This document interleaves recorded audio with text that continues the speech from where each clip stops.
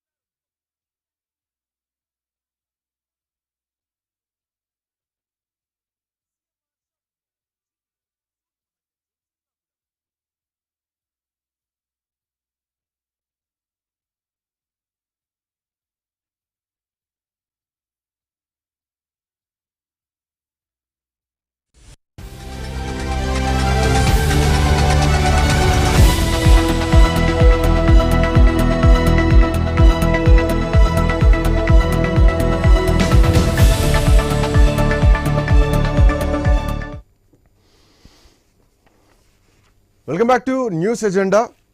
So Jal Jeevan మిషన్కి సంబంధించినటువంటి నిధుల్ని వాడుకోవడంలో, దానికి మ్యాచింగ్ గ్రాంట్ ఇవ్వడంలో గత ప్రభుత్వం విఫలమైంది. మరోవైపు కేంద్ర ప్రభుత్వం జల్ జీవన్ విషయానికి వస్తే దాన్ని సక్రమంగా వాడుకోలేకపోయింది. ఒకటైతే గనక ఇప్పటికే దీనికి సంబంధించి నీళ్ల కోసం 4,000 కోట్ల రూపాయల ఖర్చు చేసింది గత ప్రభుత్వం. ఏ లెక్కన చేసింది, ఎక్కడెక్కడి నుంచి నీళ్ళని అనుసంధానం చేశారు, రిజర్వాయర్ నుంచి చేశారా లేదంటే బోర్లు వేశారా, అంత అవసరం ఏమొచ్చింది, వచ్చేటువంటి సోర్సెస్ని వదిలేసుకొని ఎక్కువగా రూపాయి పెట్టి కొనాల్సినటువంటి అవసరం ఏంది తక్కువ ధరకు వచ్చినప్పుడు అన్నది ఒక మినిమం లాజికల్ పాయింట్. అది సో పాయింట్ మిస్ అయింది, ఒకటి స్పష్టంగా కనిపిస్తోంది. లక్ష్మీనారాయణ గారు ఇందాక మీరు ఎగ్జాంపుల్ చేస్తూ ఇటు మిషన్ భగీరథను పోల్చారు, అటు జల్ జీవన్ మిషన్ని, రెండింటిని కంపేర్ చేశారు. Sir, mission Bhagiratha is something different. అంటే ఒక ప్రతిష్టాత్మకంగా కేసీఆర్ ఆ రోజు ప్రాజెక్ట్ తీసుకున్నారు, దాన్ని ప్రజల్లోకి తీసుకెళ్లారు. ఆ అంశం అట్లా ఉంచుదాం. తర్వాత పైపులు పగిలిపోయాయా, దాన్ని నిర్లక్ష్యం చేశారా, ఎంతవరకు అందాయి ఏంటి, అదొక అంశం అట్లా ఉంచితే, ఇది రావాల్సినటువంటి నీళ్లను వాడుకోలేకపోవడం.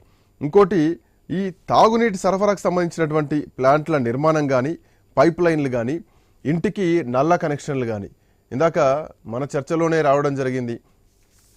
వెంకటేశ్వరరావు గారు మాట్లాడారు. ఐ థింక్ ఇంకా భారతదేశం అభివృద్ధి చెందుతున్న దేశంగానే మనం పరిగణించాలా, నీళ్ల కోసం కూడా ఫైట్ చేయాల్సినటువంటి పరిస్థితి వస్తుందా?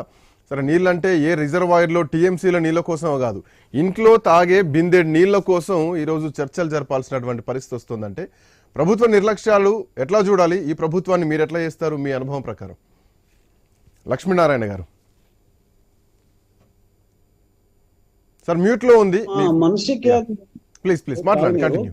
ప్రొటెక్టెడ్ వాటర్ అనేది, రక్షిత తాగునీరు అనేది ప్రతి మానవునికి, అంటే సామాన్య మానవునికి కల్పించవలసిన ప్రభుత్వ బాధ్యత, పాలకుల బాధ్యత అది.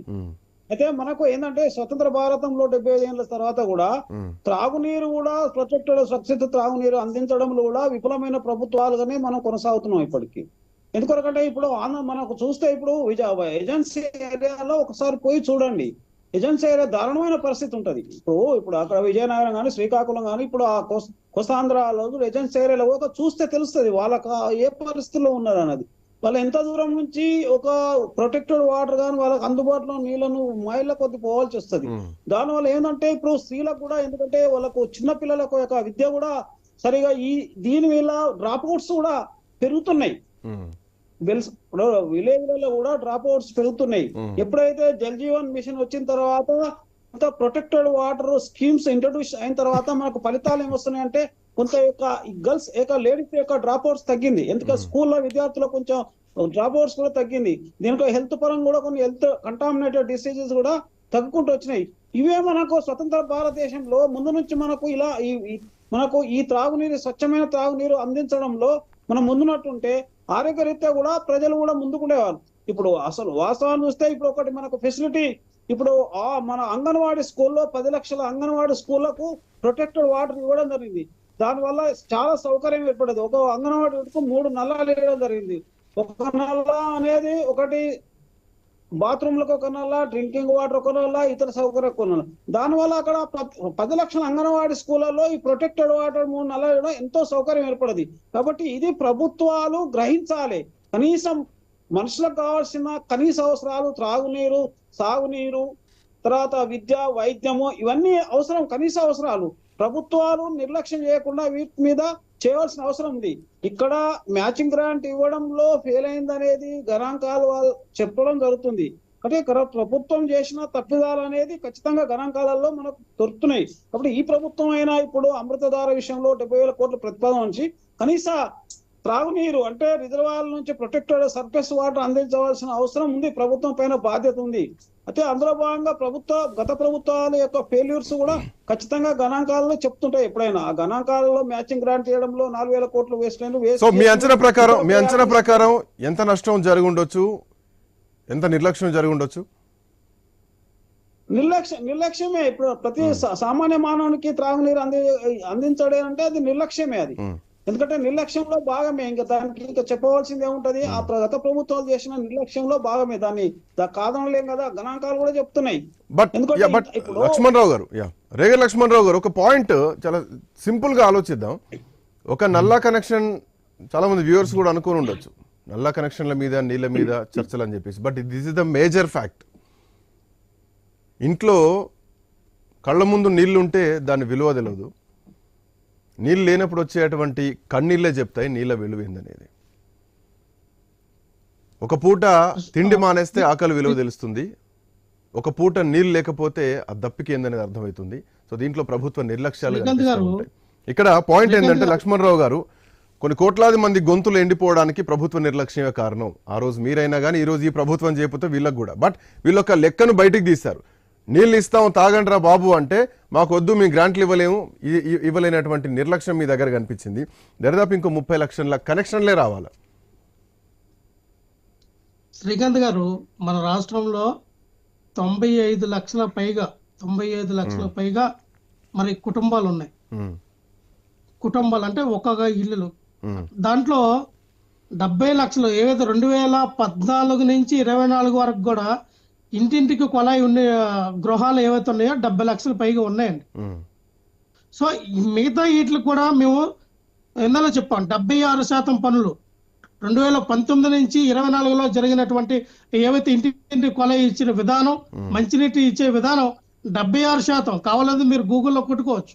సో ఇవన్నీ కూడా చేసిన కార్యక్రమంలో జగన్మోహన్ రెడ్డి గారు వచ్చిన తర్వాత నీటి కొరత అనేది తగ్గింది. ప్రతి గ్రామంలో కూడా ఒక విలేజ్ అంటే 5,000 మంది ఉన్నటువంటి విలేజ్ల్లో 3 వాటర్ ట్యాంకులు. గతంలో ఒక వాటర్ ట్యాంక్ ఉంటే మేము 2 వాటర్ ట్యాంకులు కట్టి ప్రతి ఇంటింటికి కొలాయి ఇచ్చి వాటర్ ఇచ్చామండి. కాబట్టి మీరు సర్వే చేయించవచ్చు. అయితే 10,000 దాటిన గ్రామాలకు వచ్చి 4 వాటర్ ట్యాంకులు, 2,000 ఉన్నటువంటి 1-2. ఇలా ప్రతిదీ కూడా జగన్మోహన్ రెడ్డి గారు చాలా చక్కగా నీటి కొరతని మరి నీటి ఇబ్బంది లేకుండా ఉండడానికి తాగే నీటి ప్రతి ఒక్క ఇంటికి ఇవ్వాలి. 55 లీటర్ల పైగా వాటర్ ప్రతి ఇంటికి చేరాలని ఒక లక్ష్యంతో జగన్మోహన్ రెడ్డి గారు తీసుకున్నటువంటి ఒక నిర్ణయం అనేది ఒక మహా అద్భుతమైన నిర్ణయం. ఎందుకంటే నాడు నేడు కార్యక్రమం ఎంత సక్సెస్ అయిందో, అలాగే ఈ జలజీవన మిషన్ ద్వారా కేంద్ర ప్రభుత్వం ప్రకటించినట్టు తదుపరి జగన్మోహన్ రెడ్డి గారు ముందుకు తీసుకెళ్లి గతంలో టీడీపీ ప్రభుత్వ హయాంలో 2,500 పాయింట్ ఆపండి. ఒక నిమిషం లక్ష్మణరావు గారు, ఇక్కడ వచ్చిన పాజ్ ఇవ్వండి.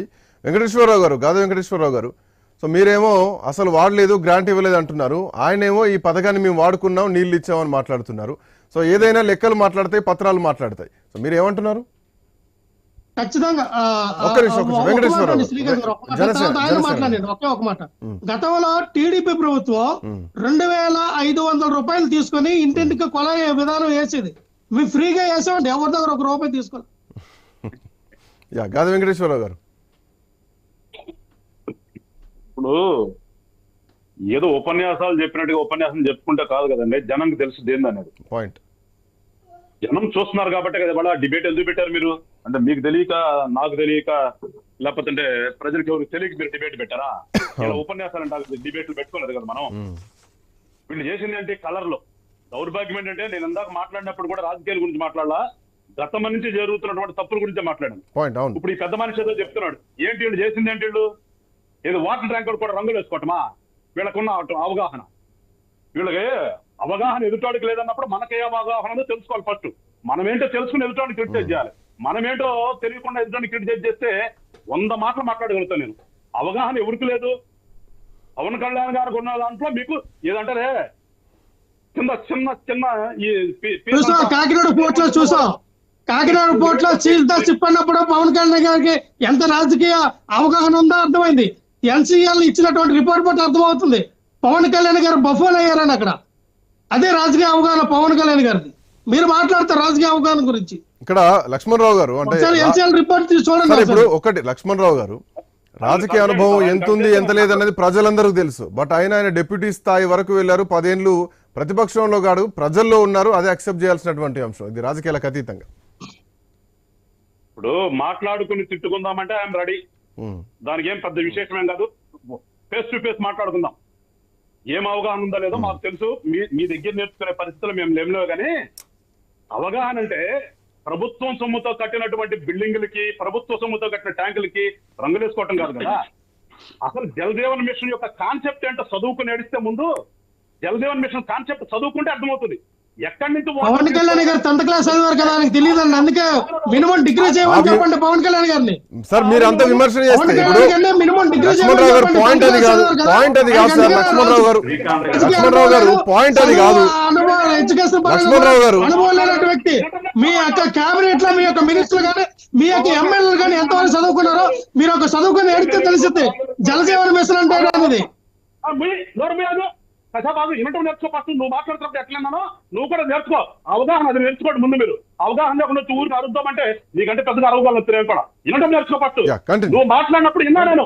నువ్వు అవగాహన లేదన్నా కూడా విన్నాను. నీవెందుకు ఊరు చించుకుంటా ఊరికే పొద్దున్నే నీకు మించి చించుకోగలుగుతాం మేము కూడా. ఒకటి శ్రీకాంత్ గారు ఇక్కడ ప్రభుత్వం పనిచేస్తుంది కదా మనం మాట్లాడుకోవాలి. మనం ఏం నేను పీకింది ఏంటి? 4,000 కోట్లు ఏదో 26,000 కోట్లు పంపిస్తే 4,000 కోట్లు ఇస్తే మేమేదో ప్రతి ఇంటికి 76% ఇచ్చేసాం 76% ఇచ్చేసామన్నాడు. ఆయన చెప్తాడు కదా శ్రీ విజయనగరమో శ్రీకాకుళమో ఎన్నా పదా ఎన్ని ఇంటికి వచ్చాడో. నేను వస్తాను ఇప్పుడు బయలుదేరి గుంటూరు నుంచి వస్తాను. దమ్ముదారి ఉంటే కూర్చోమంటే అక్కడ మాట్లాడదాం. ఎన్ని వదిలేసి ఊరికనే ఇక్కడికి వచ్చి చెప్పంగానే అయిపోయింది అనుకుంటే కాదు కదా. ఇవాళ అదే ఏజెన్సీ గ్రామాల్లో నేను ఇందాక మాట్లాడాను. అదే ఏజెన్సీ గ్రామాల్లో నడవటానికి రోడ్డు ఉండదండి. వీళ్ళు వాటర్ ఇచ్చారని చెప్తారు. ఒక సాటి నుంచి ఒక సాటికి రావడానికి ఇవాళ కూడా డోరీలు వేసుకుని వెళ్తున్నటువంటి పరిస్థితులు ఉంటాయి. వీళ్ళంటే ఏదో చేసేసారంట. జగన్మోహన్ రెడ్డి గారు విపరీతంగా చేశారంట. కట్టేశారంట. 4 ట్యాంకులు 5 ట్యాంకులు 6 ట్యాంకులు. ఎందుకు కట్టారు మీరు? వ్యాపారం కోసం కట్టారు. కట్టింది ఏ ఒక్కటి మీరు కట్టినా నెచ్చునా జగన్మోహన్ రెడ్డి ప్రభుత్వంలో ఒక స్కీమ్ వచ్చిందంటే అది స్కామ్ తప్పితే స్కీమ్ అని చెప్పి మాట్లాడమని కూర్చున్నాం. వాళ్ళు ఉన్నటువంటి మేధావులను రమ్మని కూర్చున్నాం. ఏ స్కీమ్ కింద స్కామ్ లేకుండా వాళ్ళది ఇవాళ కట్టారు. దేనికి కట్టుకున్నాడు? వ్యాపారం కోసం పూర్తిగా ఒక కాంట్రాక్టర్ తీసుకోవడం, కాంట్రాక్టర్ దోచుకోవడం. అంతకు మించి ఇవాళ ఎక్కడైనా సరే వాటర్ వచ్చిన పరిస్థితి. ఇంకా దుర్మార్గం ఏంటంటే గతంలో కూడా వీళ్ళు చేసిందంటే ఒక నిమిషం శ్రీకాంత్ గారు ఏదో తీసుకున్నాడు. ఆయన గతంలో మన నాయుడు గారు చెప్పారు. అంతకు ముందున్నటువంటి పథకాలను కూడా వీళ్ళు తీసుకొచ్చి వాళ్ళ యొక్క కార్యకర్తకి ఇచ్చేసి డబ్బులు వసూలు చేసుకున్నారు. చాలా ఊరుల్లో అది వీళ్ళు బలవంతంగా లాక్కుని ఉన్నటువంటి స్కీమ్ ని శుభ్రంగా ఊర్లో వాళ్ళు పట్టుకుంటే వీళ్ళ కార్యకర్తలు కూడా కూర్చోబెట్టక్కడ వాడితో కూడా వ్యాపారం చెప్తారు. అరే క్యాన్కి 5 రూపాయలు 10 రూపాయలు వసూలు చేసినటువంటి పెద్ద మనుషులు వీళ్ళు వచ్చి చించుకుంటున్నాడు ఊరిలో పొద్దున్నే. ఏదో అంటే అవగాహన చూడబోతారు మీరు. గుంజుకోవాల్సిన అవసరం లేదా రెడ్డి గారు? ఎవరు లక్ష్మణరావు గారు వెయిట్ చేయండి మీరు. సురేందర్ గారు ఒకసారి క్లారిటీ ఇవ్వండి. ఇప్పుడు ఎవరు ఎంత డెడికేటెడ్ గా పనిచేస్తున్నారు, 100% ఎవరు ఎఫర్ట్ పెడుతున్నారు అన్నది ఇక్కడ పాయింట్. తెలంగాణతో పాటు ఇంకో 4 రాష్ట్రాలు 4 కేంద్ర పాలిత ప్రాంతాలు ఏవైతున్నాయో 100% కనెక్షన్స్ వచ్చాయి, వాటర్ వచ్చాయి అనేది కేంద్రం చెప్తున్నటువంటి నివేదిక. సో ఇక్కడ వాళ్ళు ఇచ్చేటువంటి గ్రాంట్లు, వాళ్ళు పెట్టేటువంటి ప్రపోజల్స్, ఈ రెండింటి మీద డిపెండ్ అయింది. బట్ ఇక్కడ వీళ్ళు పెడుతున్నటువంటి ఈ గ్రాంట్లకు, ఈ ప్రపోజల్స్కి అట్లీస్ట్ టెండర్లు వేసేటువంటి పరిస్థితి కూడా లేదు. టెండర్లు వేయడానికి గుత్తేదారులు కూడా రానటువంటి పరిస్థితి గతంలో కనిపించింది అన్నది ఒక ఆరోపణ. సురేందర్ గారు సార్ ఇప్పుడు నేషనల్ హైవేస్ లో కూడా చూసాం సార్ మనం. నేషనల్ హైవేలు కూడా వాజ్పేయి గారి ప్రభుత్వం ఉండేటప్పుడు టోటల్ కూడా భారతమాల అని చెప్పి ఆ రోజు చేసింది తెలుగుదేశం ప్రభుత్వం. దాని తర్వాత 2014 నుండి 2019లో తెలుగుదేశం ప్రభుత్వమే నేషనల్ హైవేస్ కూడా దాంట్లో గ్రాంట్ అంటే ఆ నేషనల్ హైవే వేయాలంటే ఆ రోడ్లకు పోయేటువంటి భూమిని కూడా మనం అక్విజేషన్ చేయాలి. అక్విజేషన్ చేసి ఆ డబ్బులు కూడా మనం కట్టాలా. సహకారంతో కేంద్రం ముందడుగేస్తుంది. చేయాలా. అదే విధంగా ఈరోజు ప్రతి ఇంటికి తాగునీరు ఇవ్వాలా అనే ఒక బృహత్తర పథకాన్ని అందిపుచ్చుకోలేనటువంటి దౌర్భాగ్యమైనటువంటి పరిస్థితుల్లో గత 5 సంవత్సరాలలో జగన్మోహన్ రెడ్డి గారు ఉన్నారనేది అచ్చర సత్యం. లక్ష్మణరావు ఎంతసేపు పరిసినా ఏమి మాట్లాడినా మనం అరుచుకోవచ్చు, మాట్లాడుకోవచ్చు. కానీ మన డిబేట్ అయిపోయిన తర్వాత ఎవరు మాట్లాడింది కరెక్ట్, ఎవరు మాట్లాడింది తప్పు అని పోయి గూగుల్ కొట్టారనుకోండి, గూగుల్లో వచ్చేస్తుంది. గూగుల్లో ప్రజలు నిర్ణయిస్తారు. అందుకే కదా ఈ రోజు 175 నుంచి 11కు వచ్చింది. ఇప్పుడు ఒక సెకండ్ సార్, ఒకే సెకండ్. ఇప్పుడు వీళ్ళు చేసింది ఏం చేశారు? బోర్లు వేసారు అంటున్నారు కదా. ఈ బోర్లు ఎందుకు వేసారు తెలుసా సార్ మీకు? బోరుకు 50,000 రూపాయలు అయితే ₹1,00,000 బిల్లు చేసుకునే దానికి మాత్రమే వీళ్ళు బోర్లు వేశారు. అదే విధంగా నీకు కేంద్ర ప్రభుత్వం ఇస్తున్నటువంటి దాంట్లో నుండి కనెక్షన్ తీసుకున్నారనుకో, వీళ్ళకి డబ్బులు రావు కదా, వీళ్ళ కాంట్రాక్టర్లకు డబ్బులు రావు కదా. ఆ విధంగా వీళ్ళు గత 5 సంవత్సరాలలో ఉచితంగా వేసాం బోర్లు మేము. ఒక్క నిమిషం ఉచితంగా బోర్లు వేసాం. ఎవరి దగ్గర ఒక్క నిమిషం వెంకటేష్ మన సురేందర్ గారు 1 సెకండ్. ఒక్క నిమిషం సురేందర్ గారు 1 సెకండ్. జయరాం గారు ఒక నిమిషం. జయరాం గారు ఒక కంక్లూడ్ ఇస్తారా? చెప్పండి. జయరాం గారు కంక్లూడ్ చేస్తారా? సో మీ వర్షన్. ఇక్కడ నోర్లు దించుకోవడం తప్పితే విషయం ఏమి లేదు. అందరికి వచ్చేసి గూగుల్లో వెతుకుంటే గూగుల్లో వెతుకునేది ఏముంటది? కంపు తప్ప. ఇక్కడ రాష్ట్రాలలో ప్రభుత్వాల్లో ఉన్నప్పుడు ప్రజలను పట్టించుకోకపోతే ఇక్కడ గూగుల్లో ఉన్న కంప అంత ఉంటుందా? ఆ కంప అంతా ప్రాక్టికల్ గా జరుగుతున్న విషయాలు ఏంది? వాటర్ అనేది నెసెసిటీ, వాటర్ అనేది చాలా important. It's necessary. So fresh water కావాలి, డ్రింకింగ్ వాటర్ కావాలి. దానికి అప్పటి ముఖ్యమంత్రి వైఎస్ రాజశేఖర రెడ్డి గారు తెలంగాణ నుంచి వాటర్ కడప వరకు తీసుకెళ్లారు.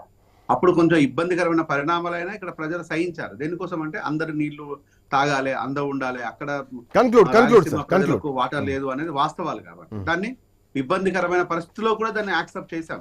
ఎందుకంటే ప్రజలందరూ హ్యాపీగా ఉండాలనే ఉద్దేశంతో. కానీ ఇక్కడ అది లేకుండా ప్రభుత్వాలు మాత్రమే ఉన్నప్పుడు మనం మాత్రమే హ్యాపీగా ఉండాలనుకునేది రాజకీయ నాయకుల తత్వం. భారతదేశం ఒకటే నిమిషం మొత్తం మీద ఇప్పటి వరకు 100% వాటర్ సప్లై ఓన్లీ గోవా మాత్రమే జరిగింది. మిగతా రాష్ట్రాల్లో ఎక్కడ కూడా లేదు. అది మాత్రం రాజకీయ నాయకులు తెలుసు. కేంద్ర పాలిత ప్రాంతాలను మెన్షన్ చేసిన